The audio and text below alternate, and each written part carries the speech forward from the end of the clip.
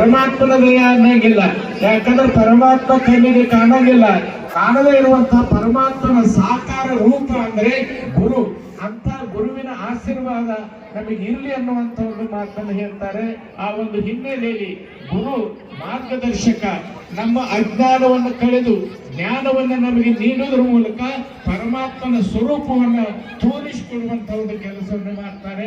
ಆ ಒಂದು ಹಿನ್ನೆಲೆಯಲ್ಲಿ ಅಂತ ಒಂದು ಗುರುಗಳ ಪಾದ ಪೂಜೆಯನ್ನ ನೆರವೇರಿಸಿ ನಮ್ಮ ಭಕ್ತರು ಕೃತಾರ್ಥರಾಗಲಿ, ಅವರು ತಮ್ಮ ಬದುಕಿನದ್ದಕ್ಕೂ ಸುಖ, ಶಾಂತಿ, ನೆಮ್ಮದಿ, ಸಮಾಧಾನವನ್ನ ಪಡೀಲಿ ಅಂತ ಹೇಳಿ ಗುರುವಿನ ಪಾದ ಪೂಜೆಯನ್ನ ಜೊತೆಗೆ ಜಂಗಮನ ಪಾದ ಪೂಜೆಯನ್ನ ನೆರವೇರಿಸುವಂತ ಒಂದು ಕಾರ್ಯವನ್ನ ಪೂಜ್ಯ ಶ್ರೀಗಳವರು ಮಾಡ್ತಾ ಇದ್ದಾರೆ. ಜಂಗಮ ಕೂಡ ಅತ್ಯಂತ ಶ್ರೇಷ್ಠನಾಗಿರುವಂತಹ ವ್ಯಕ್ತಿ.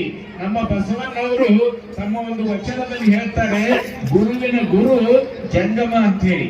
ಪರಮಾತ್ಮನ ಸ್ವರೂಪ ನಾವು ಗುರು ಲಿಂಗ ಜಂಗಮರನ್ನ ಪರಮಾತ್ಮನ ಸಾಕಾರ ರೂಪ ಅಂತ ಹೇಳಿ ನಾವೆಲ್ಲ ಆರಾಧನೆ ಮಾಡ್ತಾ ಇದ್ದೇವೆ. ಜಂಗಮನು ಕೂಡ ಪರಶಿವನ ಸ್ವರೂಪವೇ. ಸರ್ವಲೋಕೋಪಕಾರಾಯ ಯೋ ದೇವ ಪರಮೇಶ್ವರ ಶರತ್ಯತಿ ರೂಪೇಣ ನಮಸ್ತೆ ಜಂಗಮಾತ್ಮನೆ ಅಂತ ಹೇಳಿದರು.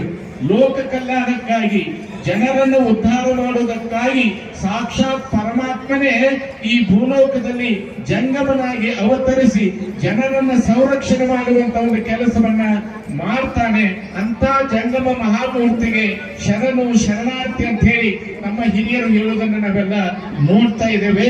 ಆ ಒಂದು ಹಿನ್ನೆಲೆಯಲ್ಲಿ ಇವತ್ತು ಪೂಜ್ಯ ಶಾಂತಲಿಂಗ ದೇಶಿಕೇಂದ್ರ ಮಹಾಸ್ವಾಮಿಗಳವರು ಇವತ್ತು ಗುರು ಜಂಗಮರ ಪೂಜೆಯನ್ನ ಇಲ್ಲಿ ನೆರವೇರಿಸ್ತಾ ಇದ್ದಾರೆ. ನಿಜಕ್ಕೂ ಇದೊಂದು ಅದ್ಭುತವಾಗಿರುವಂತಹ ಒಂದು ಕಾರ್ಯಕ್ರಮ. ನಮ್ಮ ಶಾಂತಲಿಂಗ ದೇಶಿಕೇಂದ್ರ ಮಹಾಸ್ವಾಮಿಗಳವರ ಸಂಕಲ್ಪ ಅಂದ್ರೆ ಅದು ಸತ್ಸಂಕಲ್ಪ, ಜನಕಲ್ಯಾಣಕ್ಕಾಗಿ ಇರುವಂತಹ ಸಂಕಲ್ಪ. ಇಂತಹ ಒಂದು ಸಂಕಲ್ಪ ಇವತ್ತು ಇಲ್ಲಿ ಸಾಕಾರಗೊಳ್ತಾ ಇರೋದು ನಿಜಕ್ಕೂ ಸಮಸ್ತ ಸದ್ಭಕ್ತರಲ್ಲಿ ಅತ್ಯಂತ ಸಂತೋಷ, ಸಂಭ್ರಮವನ್ನು ಉಂಟು ಮಾಡಿದೆ ಅನ್ನುವಂತ ಒಂದು ಮಾತನ್ನ ಈ ಸಂದರ್ಭದಲ್ಲಿ ಹೇಳ್ತೇನೆ. ಇಂಥ ಒಂದು ಅದ್ಭುತವಾಗಿರುವಂತಹ ಒಂದು ಕಾರ್ಯ ನೆರವೇರುವಲ್ಲಿ ಶ್ರೀಮಠದ ಸಮಸ್ತ ಸದ್ಭಕ್ತರು ಬಹಳ ಭಕ್ತಿಯಿಂದ, ಶ್ರದ್ಧೆಯಿಂದ ಇಲ್ಲಿ ಕಾರ್ಯವನ್ನ ನಿರ್ವಹಿಸ್ತಾ ಇದ್ದಾರೆ. ಇಂಥ 108 ಜಂಗಮರ ಒಂದು ವಿಶೇಷವಾಗಿರುವಂತಹ ಈ ಒಂದು ಪೂಜೆ ನೆರವೇರಬೇಕಾದಲ್ಲಿ ಭಕ್ತರ ಭಕ್ತಿ ಬಹಳ ಮುಖ್ಯವಾಗಿರುವಂತಹದ್ದು. ಭಕ್ತಿ ಅನ್ನುವಂಥದ್ದು ಬಹಳ ಶ್ರೇಷ್ಠ.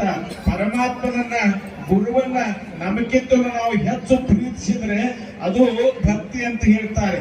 ಭಕ್ತಿಯಲ್ಲಿ ಅದ್ಭುತವಾಗಿರುವಂತಹ ಶಕ್ತಿ ಇರ್ತದೆ. ಅಂತ ಒಂದು ಭಕ್ತಿಯನ್ನ ಪಡೆದಿರುವಂತಹ ಭಕ್ತರು ಕೂಡ ಪರಮಾತ್ಮನಿಗಿಂತ ಮೇಲು ಅನ್ನುವಂತ ಒಂದು ಮಾತನ್ನ ನಮ್ಮ ಶರಣರು ಅನೇಕ ವಚನಗಳಲ್ಲಿ ಹೇಳ್ತಾರೆ. ಜಂಬೂ ದ್ವೀಪ ನವ ಖಂಡ ಪೃಥ್ವಿಯೊಳಗೆ ಕೇಳಿರೆಯ ಎರಡಾಳಿನ ಭಾಷೆಯ, ಕೊಲುವೆನೆಂಬ ಭಾಷೆ ದೇವನದಾದರೆ ಗೆಲುವೆನೆಂಬ ಭಾಷೆ ಭಕ್ತನದು ಅಂತ ಹೇಳ್ತಾರೆ. ಸತ್ಯವೆಂಬ ಕೂರು ನಗರ ಹಿಡಿದು ಸದ್ಭಕ್ತರು ಗೆದ್ದರು ಕಾಣ ಕೂಡಲ ಸಂಗಮ ದೇವ ಅಂತ ಹೇಳಬೇಕಾದರೆ ಭಕ್ತರ ಭಕ್ತಿ ಎಷ್ಟು ಅದ್ಭುತವಾಗಿರುವಂತಹದ್ದು ಅನ್ನೋದನ್ನ ಈ ಸಂದರ್ಭದಲ್ಲಿ ನಾವೆಲ್ಲ ನೆನಪಿಸಿಕೊಳ್ಬೇಕು.